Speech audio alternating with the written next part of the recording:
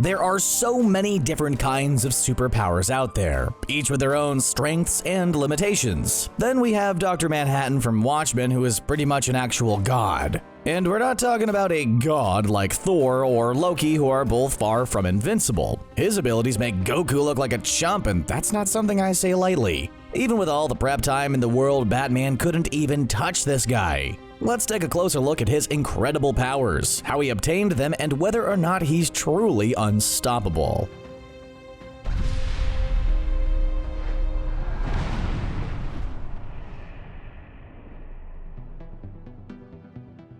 We first met Dr. Manhattan on the pages of the Watchmen comic book maxi series written by Alan Moore, illustrated by Dave Gibbons, and colored by John Higgins. It's the kind of dark, gritty content that DC Comics are known for and that they've tried desperately to bring to the big screen with varying degrees of success. So it's not surprising that, like most superheroes, Dr. Manhattan has a brutal origin story that started out when he was just a regular flesh and bones dude named Dr. Jonathan Osterman. He was the son of a watchmaker who planned to follow in his father's footsteps and take on the trade himself as an adult. But then a real wrench got thrown into his plans, and by wrench I of course mean something much worse. When Jonathan was 16 years old, the United States dropped an atomic bomb on Hiroshima, Japan, causing an unprecedented level of destruction and devastation. Sometimes catastrophic events make us reevaluate our own lives, and that's exactly what happened to Jonathan's dad. All of a sudden, making watches didn't seem that exciting in light of all the scientific possibilities that now seem tantalizingly real.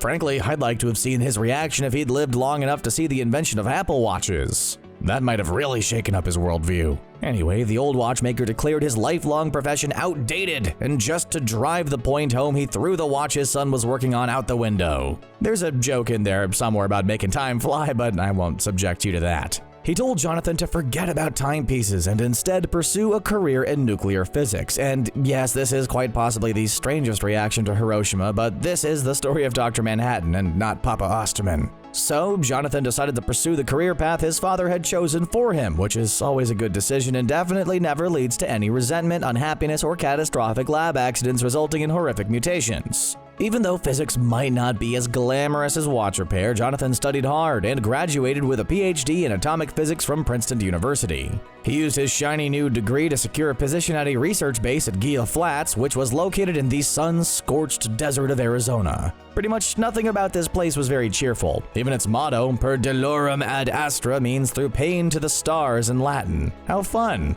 It's almost hard to believe this career move went horrifically wrong. The experiments being performed at Gila Flats concerned the intrinsic fields of physical objects. Messing with these fields could cause the objects to disintegrate, so obviously this was one of the less safe branches of science. Something about the terrifying scientific advancements and the harsh, unforgiving desert put Jonathan in a romantic mood, and he fell for Janie Slater, a fellow researcher at the facility. 14 years after his dad threw his watch out the window, Jonathan turned 30 and decided to wow his lady love with the fact that he'd fixed her watch. He'd left it inside his lab coat, which was inside a test chamber, so he went to go get it and absolutely nothing went terribly wrong. Yes it did. The door snapped closed and automatically locked thanks to an ironic safety feature. Nobody could override this, and Janie and his fellow researchers could only look on in stunned horror as Jonathan had his intrinsic field removed and was torn to pieces. Poor Janie had to watch her boyfriend literally break up with her into tiny pieces that were instantly vaporized. But don't worry, because he got better. Well, kind of. It took a while for his consciousness to regain a physical form. And at first, he pretty much just haunted his fellow researchers by showing up as a disembodied body parts like a brain and eyes or a circulatory system. Somehow, that's way scarier than a standard humanoid ghost, and these apparitions would blink out of existence after a couple seconds. When he finally did manage to come back, he looked nothing like he did before, and everything like the Dr. Manhattan most of us know. Janie had her man back, but he was now big, blue, and hairless. However, these physical changes paled in comparison to who Jonathan had become. And what he had become was someone who could no longer be considered a human being.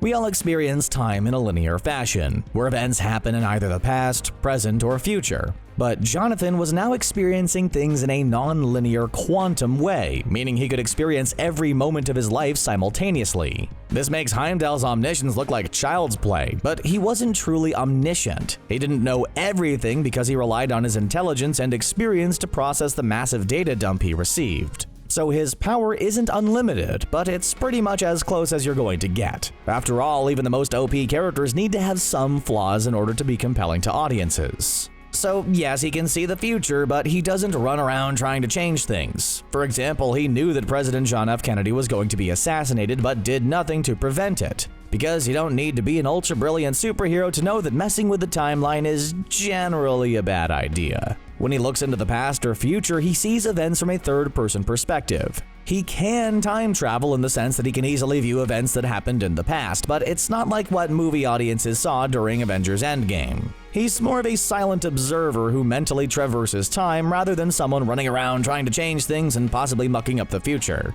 And he isn't limited to the things he can see and experience in our own little universe. He can oversee other universes and even travel to other realities if he wants to. Just think about what a big deal it was for the Avengers to fight in outer space during Avengers Infinity War, and you might appreciate how Dr. Manhattan can just instantly transport himself anywhere he wants to be. Dr. Manhattan may be able to see everything going on at all times, but if you want to see what's coming up next on CBR, you'll have to hit the subscribe button. Make sure to give this video a like and turn on your notifications either right on this page or in the settings menu if you're on mobile. Saving the world is hard, but you can get around that pesky YouTube algorithm with just a couple quick clicks. Now let's get back to the laundry list of Dr. Manhattan's incredible powers.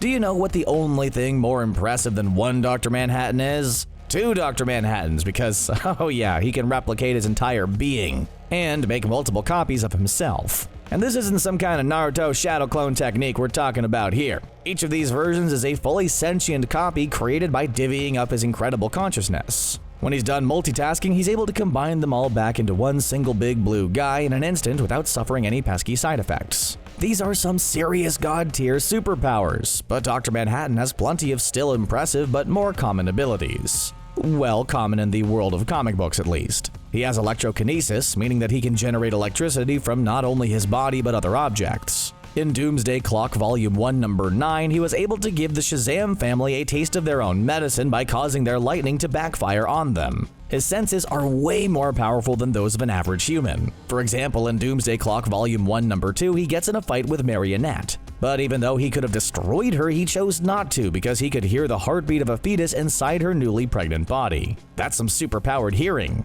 In addition to his super senses, he also has one of the most enviable superpowers out there, the ability to fly. He can also phase in and out, meaning that objects pass right through him without doing any harm. And to prove that he's a good friend to have on your side during a fight, he can even extend this power to other people. Using this talent, he can walk through solid matter and can even stroll on the sun like it's no big deal. He has a wide range of offensive abilities, but as you can see, his defensive capabilities are nothing to scoff at either. As if invulnerability wasn't impressive enough, he can also generate force fields for additional protection. Even the ravages of time aren't a match for Dr. Manhattan, since he doesn't get any older, either mentally or physically. Instead, he just watches the world grow around him while he remains the same. As long as his consciousness survives, he can reform himself just like he did after emerging from the experimental chamber back in Gia Flats. He can also cause other beings to disintegrate, and since most humans don't share his regenerative powers, it's an instantly fatal move. Unlike us non-self-replicating humans, Dr. Manhattan doesn't need to eat or sleep, and honestly, having all that extra time would be an amazing power in itself. Not only can he manipulate electricity, but this ability extends to other forms of energy. When he encountered Guy Gardner in Doomsday Clock 9, he was able to pull the energy out of his Green Lantern ring. He was also able to stand up against Etrigan and Zatanna when they attacked him using their magic. In an instant, Dr. Manhattan analyzed their power and replicated their spells, projecting a massive energy blast back at them. Dr. Manhattan has strong ideas about his brand as a hero, which I'll get into detail about later. But if he does want to switch up his look, all he has to do is change the color frequencies of the light surrounding him. This alters the way other people perceive him, as we saw in Doomsday Clock number 10. His body is always putting off ultraviolet radiation, and altering his body increases the amount that's released. So if you plan on standing by, you'll want to slather on some sunscreen, since this power gave people sunburns in Watchmen. He can also grow or shrink to a degree that would make Ant-Man envious. And unlike Ant-Man, growing smaller or larger doesn't impact his strength or fatigue. No matter what form he's in, he's insanely strong and can throw around tanks with either his hands or utilize his telekinesis to do so with his mind. Dr. Manhattan can instantly teleport both himself and others anywhere in the universe, and he can alter the fabric of reality himself. In the blink of an eye, he can create or destroy new universes, and that's a power that's pretty hard to match. And let's not forget that even before his lab accident, Dr. Manhattan had some serious skills. He was a genius with advanced knowledge of nuclear physics and quantum mechanics, and while they might pale in comparison to his flashier abilities, they're still impressive. It's clear by this point that Dr. Manhattan absolutely blows all other heroes out of the water in terms of powers. Superman might be faster than a speeding bullet, but Manhattan could reduce him down to a single atom in the blink of an eye. Really, his only weakness is his lack of humanity. It's not that he's a bad guy, it's just that ever since his accident, he's totally lost the ability to relate to other beings. Just because someone's near omnipotent doesn't mean they have the best social skills, which he's proven time and time again. Plenty of us struggle in social situations, but Dr. Manhattan is totally lost in even the most basic scenarios. It's really hard to be in the moment when you're simultaneously experiencing the past and the future in addition to the present. He's not the kind of guy to shed tears over lost lives, and tends to watch things happen in a totally detached, passive manner most of the time. To him, most of our daily problems look unimaginably small, and even big, earth-shattering events rarely register to him. If you think about it, he's really the ultimate big-picture person. In the comics, Adrian Veidt is smart enough to know that taking down Dr. Manhattan is an impossible task. Instead, Adrian gets Janie to convince Dr. Manhattan that he causes cancer to those around him. This causes Manhattan to willingly exile himself to Mars, where, frankly, he seems a lot happier than he did on Earth surrounded by gross, fleshy humans. In fact, when Laurie tries to get him to come back and save the human race, his response is pretty much, nah. Not because he's angry at Adrian or anything, he just doesn't care enough. It's only when Laurie manages to convince him that humans can be erratic enough to be interesting that he's willing to leave Mars. But the downside is that when Dr. Manhattan is interested in seeing what happens, he doesn't take human life into consideration. Like when he prevented Alan Scott from obtaining his Green Lantern battery, or creating a timeline when superheroes were late to the game. He also watched The Flash trying to restore his universe after Flashpoint, but Manhattan wanted to see what would happen if he erased 10 years of the timeline. This ended up creating the new reality of Prime Earth, making everyone 10 years younger and erasing a bunch of the past. But that doesn't mean it's impossible to take him down a peg, or at the very least, slow him down. Adrian Veidt was able to block his perception of the future thanks to tachyon particles, and the closer Dr. Manhattan got to his Antarctic lair, the greater the distortion.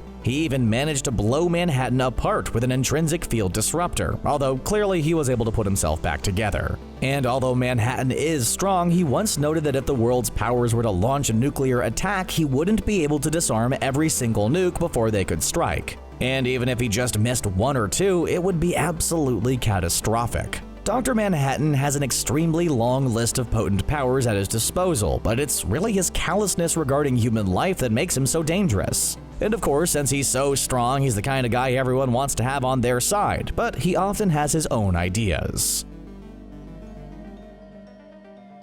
Right from the get-go, the United States government wanted to use him immediately following his accident. They named him Dr. Manhattan after the famous Manhattan Project, which took place during World War II. This was instrumental in the development of the first nuclear weapon, so it's definitely a fitting name for his character. But outfitting an ultra-powerful being isn't easy, and if Dr. Manhattan has little patience for humans, he has even less for human clothing. He was originally supposed to wear a fitted suit and a skull cap, but needless to say that didn't go over very well. Dr. Manhattan decided that if he was going to fight under any symbol, he would want it to be a simple hydrogen atom. So he marked one into his forehead. Man, the guy really didn't like that outfit. He might not have respected his hat, but he did respect the humble simplicity of a single electron orbiting an atomic nucleus. He started out wearing the bodysuit, but eventually shrunk it down over the years until it was just letting everything hang out. He'd still dress up for special occasions, but you could tell he wasn't a fan of it. Really, the only reason we didn't see him going full OP in the original Watchmen comic was because he really didn't have a reason to.